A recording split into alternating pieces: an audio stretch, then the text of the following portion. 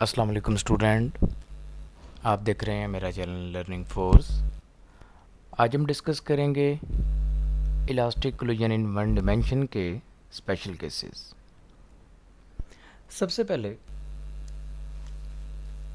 Elastic collision in one dimension की जो हमने डेरिवेशन की थी उसको थोड़ा सा डिस्क्राइब करता हूँ। लास्ट लेक्चर में हमने डिस्कस किया था elastic collision in one dimension, relative speed of approach is equal to relative speed of separation, और इसके लिए एक्सप्रेशन ड्राइव किया था। फिर उसके बाद हमने वेलोसिटी आफ्टर कोलिजन उसके एक्सप्रेशन कैलकुलेट किए थे, जिसको हमने इक्वेशन नंबर 6 और इक्वेशन नंबर 7 का नाम दिया था। अगर आपको उन इक्वेशंस के बारे में नहीं पता तो मेरा प्रीवियस लेक्चर देखें। नेक्स्ट हमारे पास elastic collision in one dimension के स्पेशल केसेस हैं। पहला केस है कि अगर दो बॉल्स का मास इक्वल हो when m1 and m2 are equal. Condition हमारे पास सेम वही रहेंगी जो हम प्रीवियस 2-3 लेक्चर से डिस्कस करते आ रहे हैं कि दोनों हमारे पास हॉट बॉल हैं, स्मूथ बॉल्स हैं। फर्स्ट बॉल का मास m1, सेकंड बॉल का मास m2। Both ball move with the velocity v1 and v2 respectively. अब हमने एक्सप्रेशन ड्राइव करना है कि हमारे पास वेलोसिटी आफ्टर कोलिजन क्या होगी। कंडीशन है हमारे पास कि अगर दोनों बॉल का मैसेज इक्वल हो। अब इस स्टेटमेंट से हमने अपनी जो है वो कंडीशन बनानी है। अगर दोनों बॉल का मैसेज इक्वल है तो हम ये लिख सकते हैं m1 and m2 is equal to m। हम इन दोनों को एक जनरल नाम m दे सकते हैं। ये हमारे पास इक्वेशन नंबर 6 और equation number 7। Equation number 6 velocity of first ball after collision and equation number 7 velocity of second ball after collision. सबसे पहले हम v1 बार के लिए वैल्यू कैलकुलेट करेंगे। अगर मेरे पास दोनों मैसेज इक्वल हैं तो यहाँ पे मैं m1 की जगह पे भी m पुट कर दूंगा, m2 की जगह पे भी m पुट कर दूंगा। सेम इसी तरह m1 और m2 की जगह पे, दोनों जगह पे मैं इनका कॉमन जो मेरे पास नेम है m, उसको मैं पुट कर दूंगा। इसी तरह 2m2v2, इधर भी m2 की जगह पे m एंड m1 और m2 इन दोनों की जगह पे m पुट कर दूंगा। इनकी कैलकुलेशन, इनकी सिंप्लीफिकेशन बहुत सिंपल है। m1 minus m minus m, इसकी वैल्यू मेरे पास ज़ीरो आ जाएगी, तो ये सारी टर्म मेरे पास ज़ीरो हो जाएगी। तो इसकी जगह पे मैंने यहाँ पे लिख दिया 0 plus 2mv2 divided by m plus m which is equal to 2m।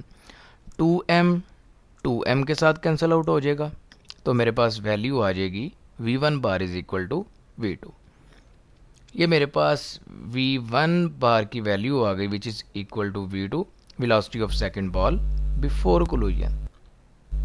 अब नेक्स्ट मैं इसकी कैलकुलेशन करता हूँ v2 बार की।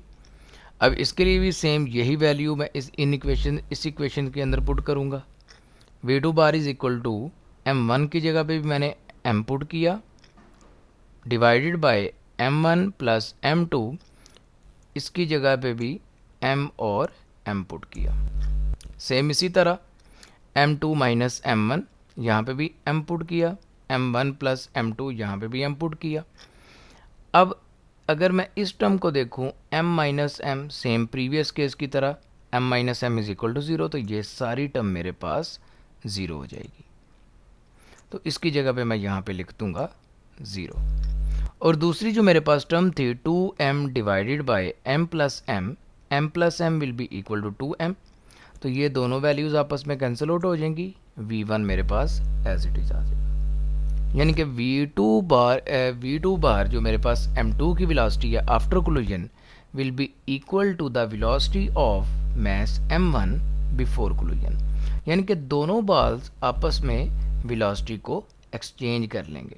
जो m1 की वेलोसिटी थी बिफोर कोलिजन वो m2 की वेलोसिटी बन जाएगी आफ्टर कोलिजन, और जो m1 की वेलोसिटी आफ्टर कोलिजन है वो हमारे पास m2 की वेलोसिटी बिफोर कोलिजन होगी। तो इसका रिजल्ट हम एक सिंपल स्टेटमेंट के अंदर लिख देंगे, the message m1 and m2 exchange there velocities after collision. दोनों मैसेज कोलिजन के बाद एक दूसरे की वेलोसिटी को इंटरचेंज कर लेंगे। तो ये हमारे पास फर्स्ट केस था। नेक्स्ट हमारे पास case when m1 is equal to m2, दोनों मैसेज हमारे पास इक्वल हों, जबकि सेकंड मैस की वेलोसिटी जो है वो इनिशियल वेलोसिटी 0 है, while m2 is at rest. ये भी स्टेटमेंट लिखी हो सकती है। v2 इज इक्वल टू 0 हम ये भी कह सकते हैं, या target mass is at rest, ये भी स्टेटमेंट हो सकती है। इसके लिए हम अपनी कंडीशन लिख सकते हैं, let m1 is equal to m2 is equal to m, जिस तरह हमने पहले लिखा कि दोनों का मैस क्योंकि इक्वल है तो इसको हम एक जनरल नेम m का दे देंगे, और v2 हमारे पास 0 है। अगेन इक्वेशन नंबर 6 और इक्वेशन नंबर 7 ये मैंने यहाँ पे हाईलाइट कर दी हैं, मेंशन कर दी हैं। चारों केसेस के अंदर इन्हीं दो इक्वेशंस को हम यूज़ करेंगे। अगेन उसी तरह हम वैल्यू पुट करेंगे, m1 और m2 की जगह पे m पुट किया इंटू v1, और 2m2v2, m2 की जगह पे मैंने m लिखा और v2 की वैल्यू मेरे पास 0 आ गई, यहाँ पे मैंने इसको 0 लिख दिया, और डिवीजन में मेरे पास m1 प्लस m2 की जगह पे m प्लस m आ गया। अब m minus m equal to 0, तो ये सारी टर्म मेरे पास 0 हो जाएगी, और क्योंकि ये टर्म 0 से मल्टीप्लाई हो रही है, जो क्योंकि v2 की वैल्यू 0 थी, तो ये टर्म भी मेरे पास 0 हो जाएगी। तो v1 बार की वैल्यू मेरे पास आ गई 0, यानी कि जो मेरे पास मैस m1 है will come to rest after collision. इस केस के अंदर जो मेरे पास मैस m1 होगा, जिसकी वेलोसिटी इनिशियल वेलोसिटी v1 थी, वो कोलिजन के बाद रेस्ट में आ जाएगा।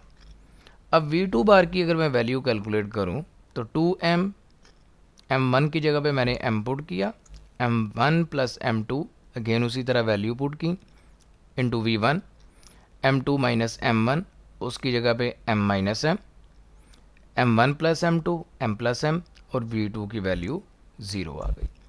v2 की वैल्यू 0 होने की वजह से ये सारी वैल्यू मेरे पास 0 हो जाएगी। यहाँ पे m माइनस m की वैल्यू भी 0 ही आएगी, जिस तरह प्रीवियस केस के अंदर m माइनस m की वजह से ये टर्म 0 हो गई थी, इधर हमारे पास v2 की वैल्यू भी 0 होगी।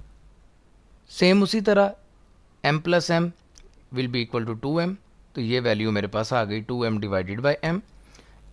ये दोनों वैल्यूज़ आपस में कैंसिल आउट हो जाएंगी, v2 bar is equal to v1, यानी कि मेरे पास जो फर्स्ट मैस है वो एट रेस्ट पे आ जाएगा आफ्टर कोलिजन, और जो मेरे पास सेकंड मैस है वो फर्स्ट मैस की वेलोसिटी से मूव करना स्टार्ट कर देगा।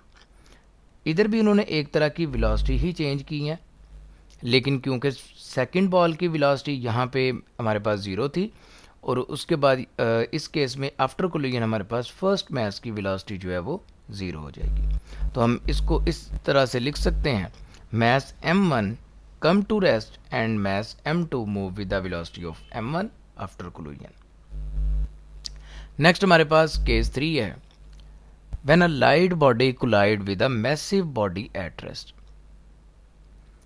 ये मेरे पास एक लाइटर मैस है, डेट इज m1, ये वेलोसिटी v1 से मूव कर रहा था, और ये एक मैसिव बॉडी के साथ कोलाइड करे जो एट रेस्ट पे था।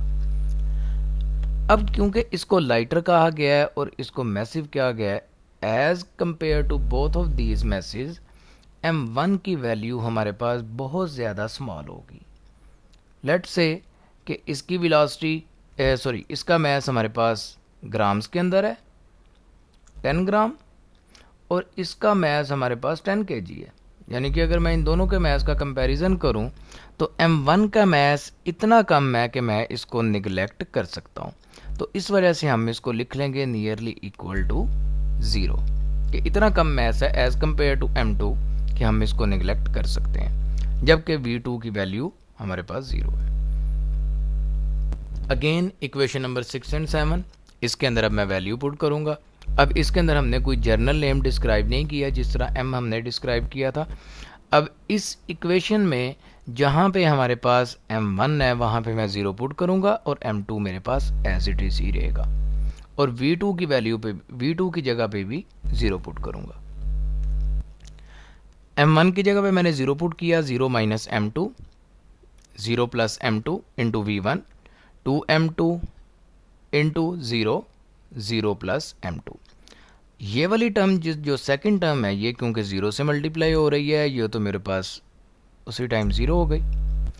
और इसको मैं सिंप्लीफाई कर लेता हूँ, minus m2 divided by m2, m2 के साथ कैंसिल आउट हो गया और मेरे पास v1 बार की वैल्यू आ गई माइनस v1। नेक्स्ट अगर मैं v2 बार की वैल्यू कैलकुलेट करूं, सेम यही वैल्यूज़ अब इस इक्वेशन के अंदर मैं पुट करूंगा। m1 की वैल्यू मेरे पास ज़ीरो थी, 2 इंटू ज़ीरो, m1 की value zero, zero plus m2, और इसी तरह m2 माइनस m1 की वैल्यू अगर मैं यहाँ पे भी ज़ीरो पुट कर दूँ, m1 की वैल्यू यहाँ पे मेरे पास ज़ीरो आएगी, यहाँ पे भी m1 की वैल्यू ज़ीरो आ जाएगी। ये राइटिंग के अंदर थोड़ा सा एरर है। और दूसरा मेरे पास v2 की वैल्यू भी ज़ीरो आएगी, वो मैंने यहाँ पे पुट कर दी। v2 की वजह से ये मेरे पास सारी टर्म ज़ीरो हो जाएगी और यहाँ पे क्योंकि 2 के साथ ज़ीरो मल्टीप्लाई हो रहा है तो इस वजह से भी ये सारी टर्म ज़ीरो हो जाएगी। अब अगर मैं इन दोनों टर्म्स को देखूं, v1 bar is equal to minus v1, यानी कि जो मेरे पास मैस m1 है इसकी वेलोसिटी v1 ही रहेगी, मैग्नीट्यूड सेम रहेगा, लेकिन माइनस साइन ये चीज़ शो कर रहा है कि m1 will be bounce back with the same velocity, जबकि m2 जो है वो क्योंकि रेस्ट पे था वो एट रेस्ट पे ही रहेगा। एक लाइटर बॉडी जो है वो हैवी बॉडी के साथ जब कोलाइड करेगी तो मैसिव बॉडी के ऊपर कोई इफेक्ट नहीं होगा, वो एज इट इज़ रेस्ट पे रहेगा। When the m2 remains at rest while m1 bounce back with the same velocity after collision. तो इस स्टेटमेंट के साथ हम इसके रिजल्ट को मेंशन कर सकते हैं।